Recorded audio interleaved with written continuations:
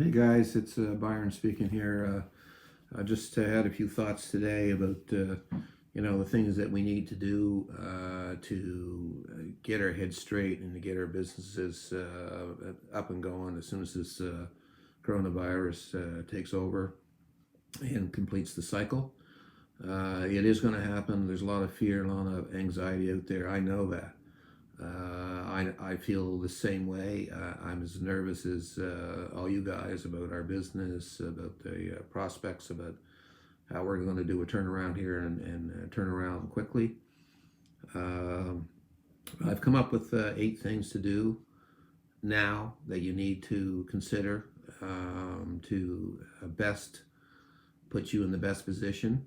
Because what you do today is going to greatly impact on how you come through this dilemma, this pandemic that's going through 140 countries in the world. Rest assured, there's going to be a vaccine, but it's going to take months.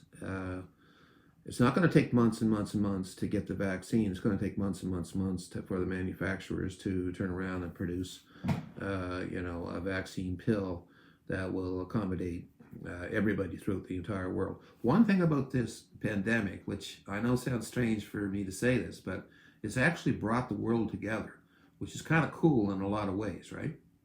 Uh, the most important thing we need to do now is to unite as a world against this pandemic and to treat all countries fairly. This is not a time to show gamemanship and we're the greatest country in the world and so on and so forth. This is time for all countries to work together. All the scientists across this great planet that we've been gifted to live on are working together now. So we need the governments to work together and to work efficiently and to come up with a plan not only for this coronavirus uh, that's attacking our human people across the 140 countries.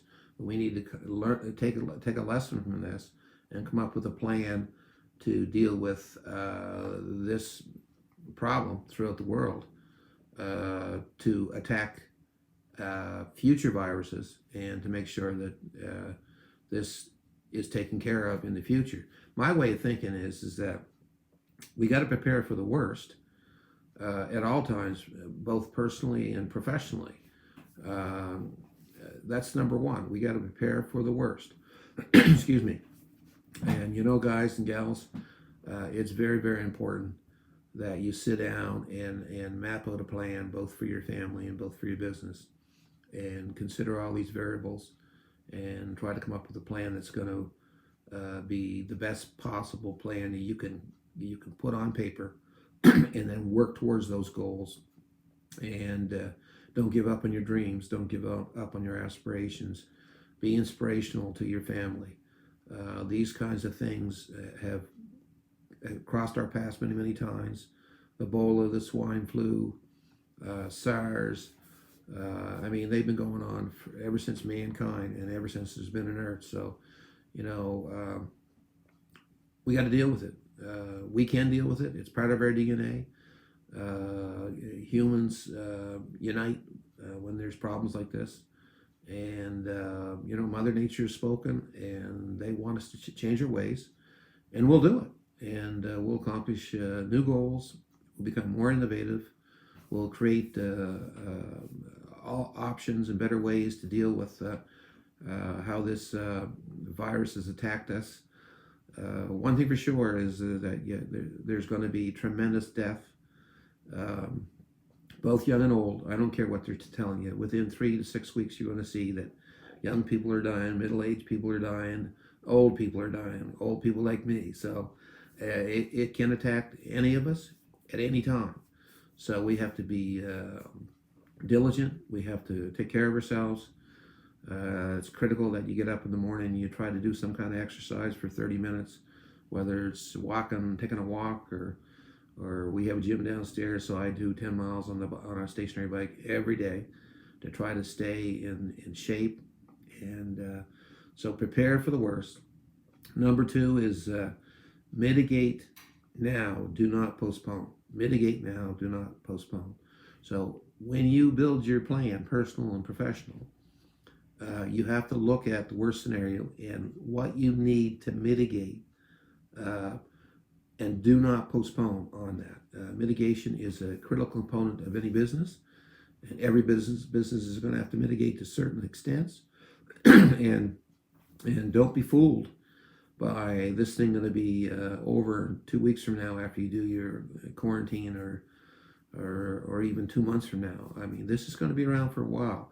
So you need to do whatever you need to do. Protect your family, but also protect your business as best you can, so that when you come out the other end, you're ready to go. Like you gotta think expansion, not contraction. You're going to have to do everything you can within your power and within your finances and your limitations to make sure that you've done everything you can possibly do. Don't wait until this thing is over, right, man? Keep a positive mind, keep a positive outlook. Be inspired by some of the stories that you're seeing on Facebook and Instagram and LinkedIn. I mean, there's a lot of creativity out there. So, feed off that, and be strong, be safe, right? So, number 3 is look at all options. Look at every conceivable option in your wheelhouse, because I don't care what anybody says.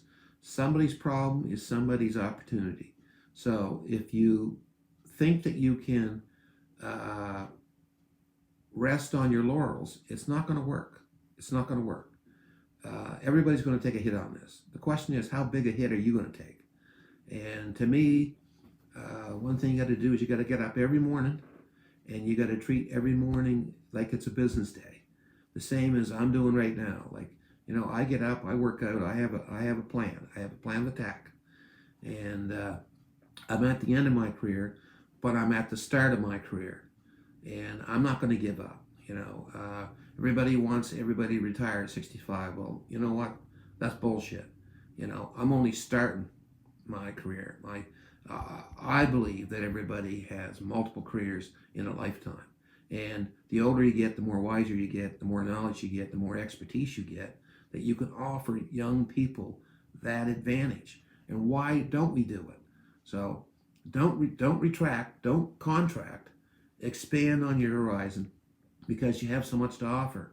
And this is what we're going to be trying to do in the next 5 to 10 years. From my business advantage, is we're working on things now that are going to help people build success habits, and also teach them how to learn a life of happiness and a life of joy, and obviously build a life of prosperity.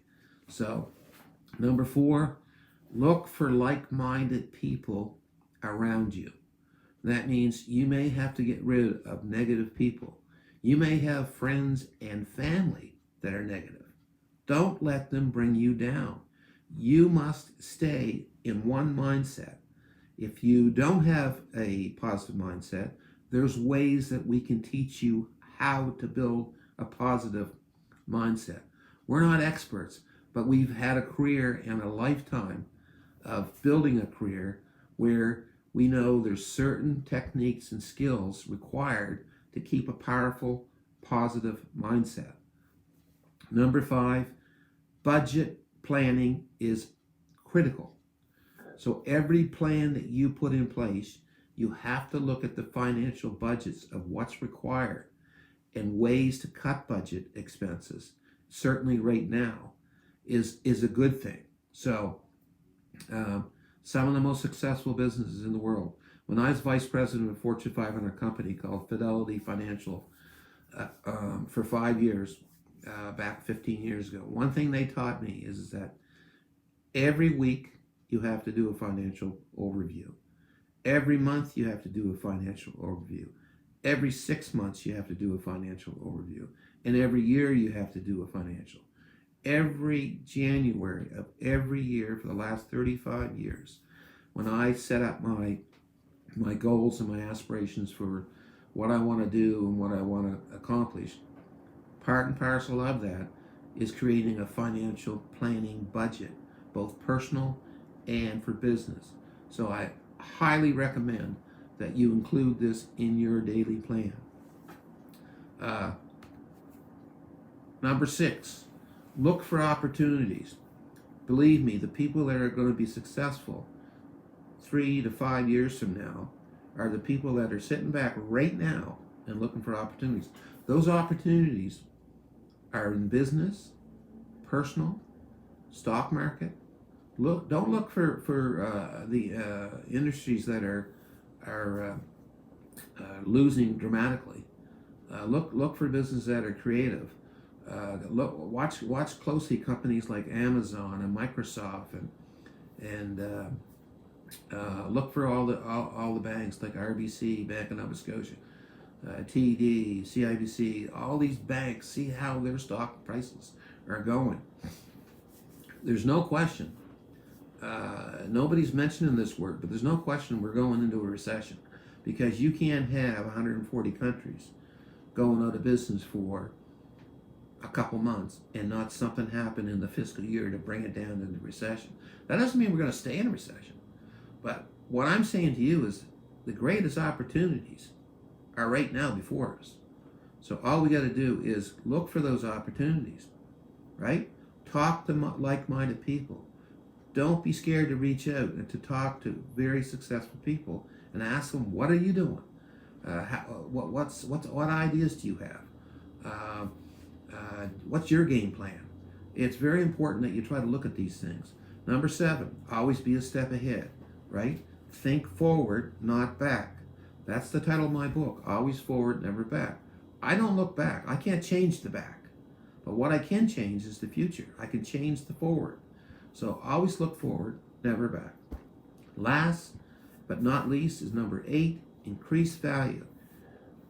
If you got a job, you need to show value. But even if you don't have a job and you're an employer, you need to create value. Money follows value. The more value you have, the more money you're going to have. So John Maxwell, very, very influential business guru, probably written 250, 300 books. He shows value through leadership. And so leadership is creating value for yourself, but showing value to others. So these are 8 little points that I wrote out this morning when I was thinking, when I reflect back on all the stuff that's happening today. I hope you get something out of this. If you do, please like and share and subscribe to my channel. I'm going to be making future videos on success habits and so on and so forth. So I appreciate everything you're doing, and God bless you. Be safe, and more importantly, be strong. Talk to you.